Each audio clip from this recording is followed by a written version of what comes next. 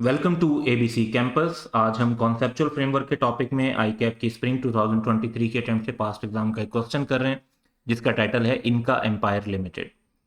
तो क्वेश्चन ये है कि ऑन 1 मार्च 2022 इनका Empire Limited IL commences business with a capital of ₹60,000 which was used to purchase two items of inventory.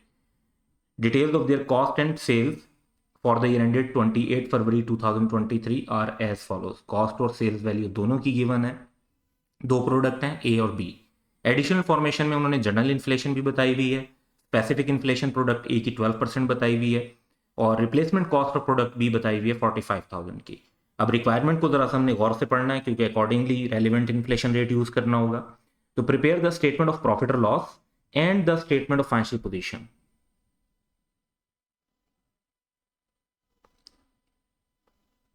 Equity portion only of IL according to concept of physical capital maintenance. Physical capital maintenance का मतलब है कि हमें हर item पे उसकी specific inflation या specific replacement cost को कंसीडर करना है कि उसमें चेंज क्या है। तो हम ये दोनों कंसीडर करेंगे प्रोडक्ट ए के लिए और ये वाली प्रोडक्ट बी के लिए। जनरल इन्फ्लेशन हम यूज नहीं करेंगे। जनरल इन्फ्लेशन यूज होती अगर financial capital maintenance real terms वाला कॉन्सेप्ट होता, तो तब हम जनरल इन्फ्लेशन को इस्तेमाल करते।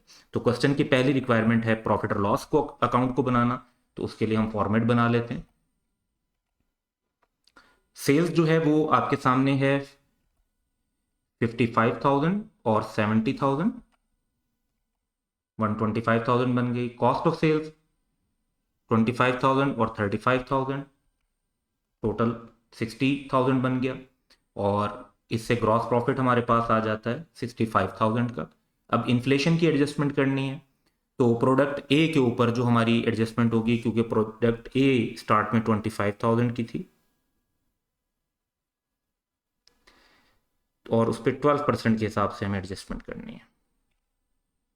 पूरे साल के लिए ले लेंगे, क्योंकि एग्जैक्ट डेट नहीं बताई हुई कि कब खरीदा था। शुरू में ही कहा कि कैपिटल शुरू किया और उनसे इन्वेंट्री खरीद ली।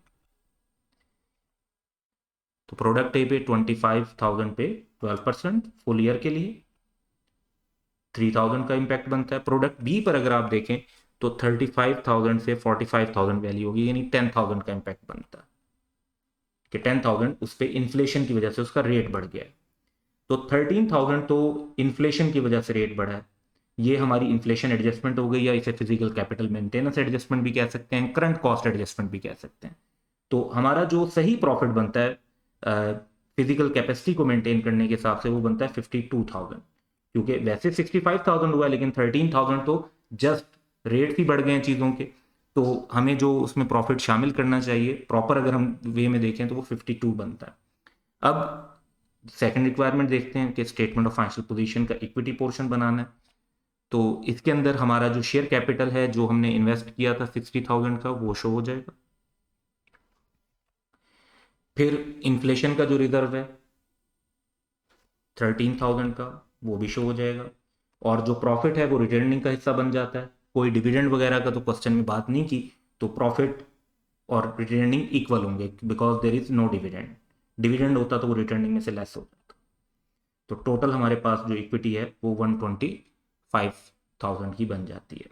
और प्रोबेबली क्योंकि एंटिटी ने इतनी की ही प्रोडक्ट सेल की हैं, तो इतनी अमाउंट एंटिटी के पास कैश या रिसीवेबल की होगी on asset side. So that's all for today. Have a good day.